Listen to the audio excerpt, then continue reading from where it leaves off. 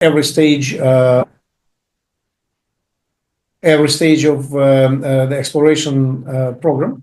And we also suggest the exiting point, each one with a gain, because information is very valuable, and we can suggest exiting the project at after completing every stage with a financial gain, selling this information to the interested parties. So this is the result of one of the results of the field soil gas detection campaigns. So this is me making the hole here in Western Australia at one of the very prospective areas. And once again, the reading exceeds 2000 ppm. So we use several models of gas detectors. This is conventional electrochemical, the industrial grade, which could be easily found on the market. This is quite unique. We import them from Russia, which is not easy these days. And it has a range between 1 ppm and 1%. So it works with hydrogen exclusively. No other gases could be detected. But the beauty is that the sensor is very durable. It works for years and years and years, while electrochemical sensors need to be changed probably around once a year, because when exposed to hydrogen too often, they get ruined by hydrogen and their accuracy starts deteriorating. So this is the result of the soil gas campaign performed by Nikolai in Russia, very recent one. So the samples from 2 meters, less than 2 meters, demonstrate the concentrations of hydrogen between 30 and 40%. Once again, this is not the soil gas detection. These results came from the soil samples for gas chromatography. So they were able to identify several quite promising anomalies, as you may see from this map, on a small, rather compact areas of land. So they will proceed with geophysics and hopefully, fingers crossed, with drilling a well. So this is our result. This is my son, Lad, making a hole here in Western Australia. This is the soil headspace sample, soil gas headspace sample, which we inject into the gas chromatograph. So this is the result exceeding 58%, the national record I told you about. Hydrogen produces a huge spike on the chromatogram. And once again, we published the paper this year briefly describing these results. So this is the next stage, geophysics. Like I said, we combine several methods, time proven.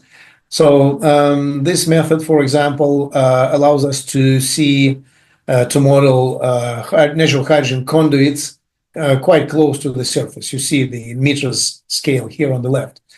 And when we correlate this picture, geophysical picture, the geophysical model, with the soil gas detection results, we see that these two do not really correlate directly.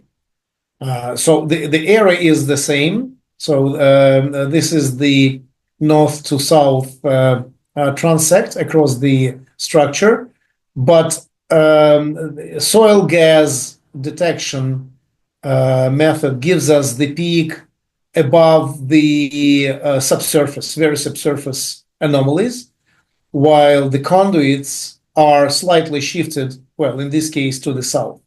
So if we go after the result, if we don't do anything else but proceed with drilling based on the soil gas detection only, we're most likely drill a dry borehole.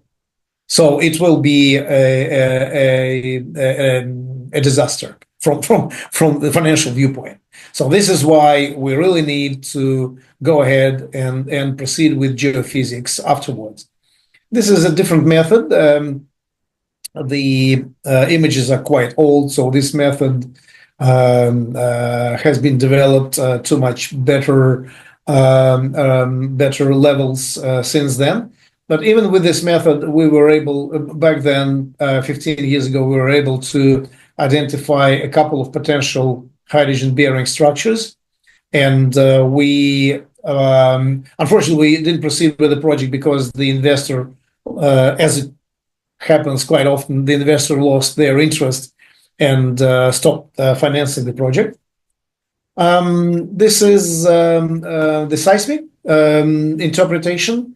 So we use a specialty proprietary algorithm, third-party developed algorithm to which allows us to model and to see the vertical, subvertical structures with much more clarity than it could be done with conventional seismic.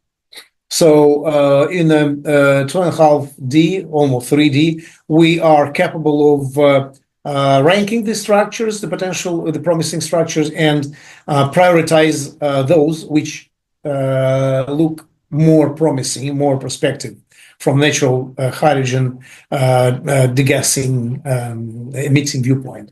So this structure is probably the best out of all three, which is not obvious from the surface, but we can see it in depth, and it seems to be extremely promising, more promising with depth. So basically, it resembles what we've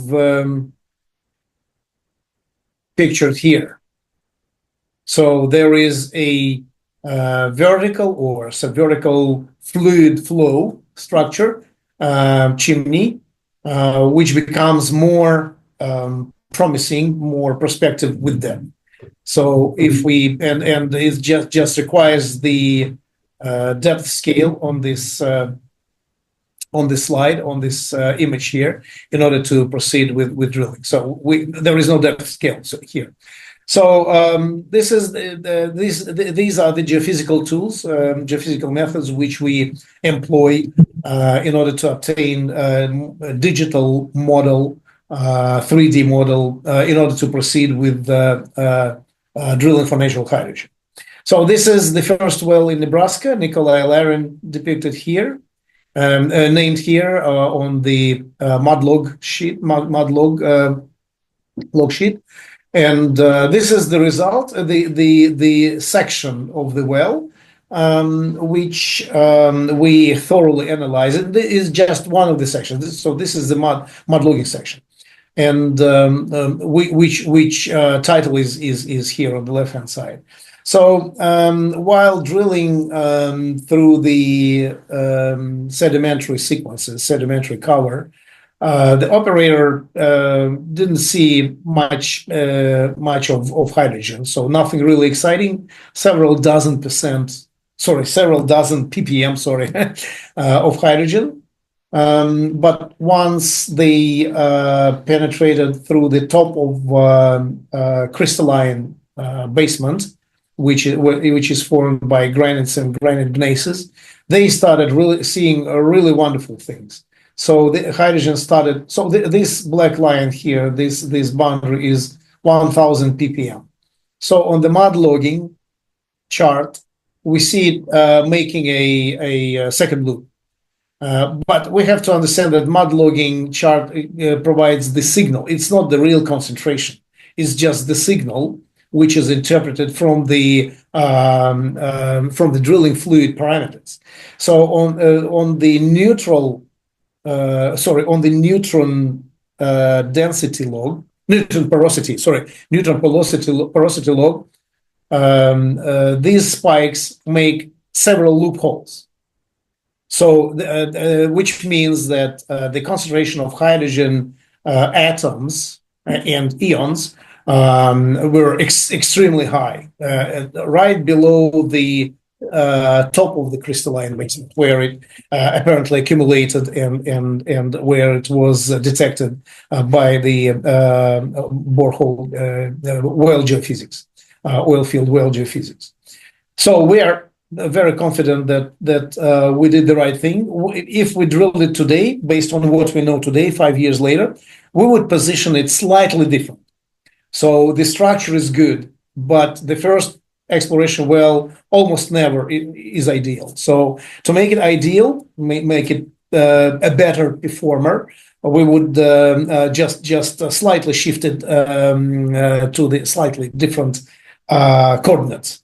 But overall, we are absolutely happy with the result. The recent results from the independent lab demonstrated extremely high concentrations of hydrogen and helium. So we have a double bounty on this well. Helium is another story. So once again, from our model, helium is not the relative. It's not supposed to be detected, always be detected with natural together with natural hydrogen. They are detected together quite often, but not always. And helium could be, so we believe that hydrogen is produced by the Earth core, very deep-seated hydrogen, while helium could be could flow from the core. We call it primordial helium or helium-3. But more often than not, we see crustal helium, which is formed in the process, as a result of nuclear decay processes, sequences. And it accumulates in the core, in the traps, either with hydrocarbons or with other gases like argon, nitrogen, CO, radon, and so forth. So it could be accompanied by other gases. It's very light. The atom is the smallest in the universe. So hydrogen is the second smallest, and helium escapes those traps, those reservoirs very easily. So that's why helium is never found in substantial concentrations. So helium starts being commercial from 0.5%, half percent concentrations, depending on the circumstances. So this is the final slide, and this couple of supplementary slides just listing the published papers, patents, manuscripts by Dr. Larin. It didn't fit on one page, sorry. Nikolai and my humble self. The past one was published jointly with my PhD supervisor, Nikolai, and the customer representatives, including my son. So this is all I had to show you. So this is hopefully makes sense. And you can use the recording later in your discussions, and yes, in order to get back to it and analyze it, of course. So yeah, we don't mind it. It's perfectly open to the public. So I'm prepared to answer your questions, and we can discuss how we can work together. Yes, it's really amazing. You know, in here our team very excited when I showed them your website and your interview last time. Yeah. So in our team, Mr. Ngim here and our colleagues they're working on oil and gas mainly. Yeah, like PB gas, like Petro Vietnam, they have one unit of PB gas, very strong about gas supply and distributor in Vietnam, very strong. And our team here really believe that natural hydrogen will make sense because, yeah, like your first slide, you already point out, we can make the price less than $1. And for the green hydrogen, we believe it's still a dream. And okay, yeah, it's something against the normal way. So we really, okay, yeah. So we really expect collaboration with Vitaly and your organization. Yeah. Thank you. Thank you. So we can proceed with so we always start with NDA. Yeah. Non-disclosure agreement. So if you are willing to proceed further, you probably would prefer having the internal discussion first. Yeah. But I can I can email you the draft NDA that we have, a standard draft. You can amend it the way you wish. Put it through the screen to be scrutinized by your legal team, and come back with your comments. Then we develop the project plan. We have a draft. We call it a skeleton model, which is really a template technical economical feasibility model for which is to be customized to the particular project. For example, your project in Vietnam. Yeah. So since we have this exploration strategy, it makes the things really easy. So we simply attribute financial parameters to each of the steps, and as a result, we obtain the estimated cost of hydrogen production per kilo of hydrogen in dollars, in US dollars, in euros, it doesn't really matter. Yeah. So we once again we can send you the basics, but before we proceed with it, we need to start thinking of the legal framework. Right. So by default, we have we call it a limited business partnership framework, which was developed by our lawyers here in Australia. Once again, it can be customized. We developed it specifically for international cooperation with arbitration in Stockholm and all that type of things. So it's rather basic. It suggests certain shares. So by default, we prefer splitting it 50-50. And for the cases when we deal with external investors, we assign a certain portion of these shares to the investor entity, indeed. Mm-hmm. And this allows us to proceed with this technical economical feasibility study and its outcomes. So this is how we propose to proceed with the next steps, with the next milestones. Yeah. So just let us know how this sounds for you, whether it's suitable. Yeah. Yeah. Thank you. So we will wait for your document by email. So based on that, we discuss internally, and we come back, and we can sign officially, and we can start the collaboration. Okay.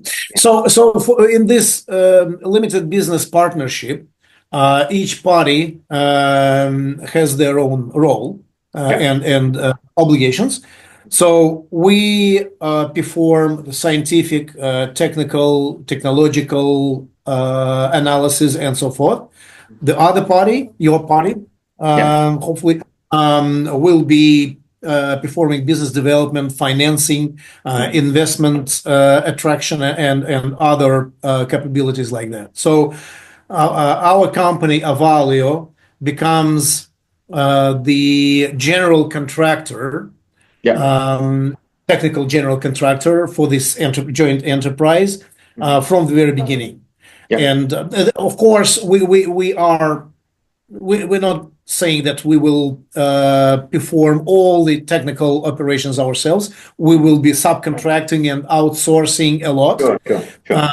But it is essential that Avalio remains in the governing position for the entire duration of this project. Yeah. Because if we start working as a general contractor, select the contractors, subcontractors, and they start working, and then our role, general contractor role, is seized, then the whole project will go nowhere. We have this experience in the past. That's right. When the first encouraging results prompt the other party to think that they can take it from there, and it never ended in any positive results. So I agree. unfortunately, Yeah. So it's not just because we are greedy or we are control freaks. No, We know the rule, and we work with Japanese for many years, say more than 28 years. So we keep the rule all the time. Okay. Yeah. Japanese companies are extremely interested in hydrogen and in natural hydrogen. Right. And I can predict a huge interest from their side. Sure. They will I believe they will try to be on the project from day one, and will be learning from the project as much as they can. So that's my prediction. Yes. So we wait for your email, and let's start the business. Okay. Yeah. Let me check if I have your email address from our exchange. Yeah. Just a minute. Let me see. So I just text you my email address, taroman@gmail.com. Okay. If you could send it over to me. Yeah. Yep. I've sent it in as well. Yeah. Okay. I will copy it and copy it into my Outlook straight away, not to lose it. Yeah. Okay. Okay. Okay then. If you have any more questions, I'm prepared to answer them. I think it's okay. Just allow us to use the record. We will edit and for official. Absolutely. Public. Absolutely. Yeah. And if if you can share to us your presentation. Okay, I will. Yep, I will email it to you in a PDF format, and I will email you the NDA and the draft limited business partnership agreement, so you could start looking at the documents straight away and discuss it with your peers. All right. Thank you, and we look forward to meeting you in person. Either Thank you very much. In Perth or in Ho Chi Minh City. Likewise. Trust me, when you come to Vietnam, you will like Vietnam, because Vietnam we have many good friends. Nikolai traveled to Vietnam a couple of times for surfing. Oh, really? Yeah. I see. Yeah. He's been in Vietnam on a couple of occasions. Yeah. Okay. Thank you for your time. Thank you much for connecting. Thanks a lot. And talk to you later. Thank you. Thank you so much. Thank you. Bye-bye. Goodbye. Thank you, Mr. Vitaly.